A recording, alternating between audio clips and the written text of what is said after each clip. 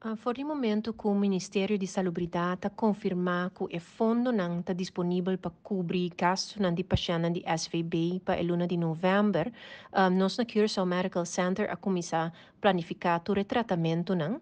A maneira a anunciar semana passada, for di aue già luna, nós a começar com a primeira operação de grupo de pacientes, não? Um total de 47 pacientes está planeado para semana aqui, de qual 33 de não de SVB.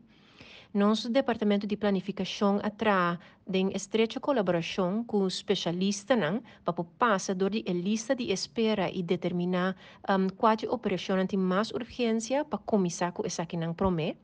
O departamento de planificação está calcular que mais ou menos 300 pacientes lo por operar a luna aqui, na luna de novembro, de qual 240 de não pacientes de SVB. Se nós vamos lista de espera em total, essa aqui está 1.646 pacientes, de qual 1.539 está de SVB.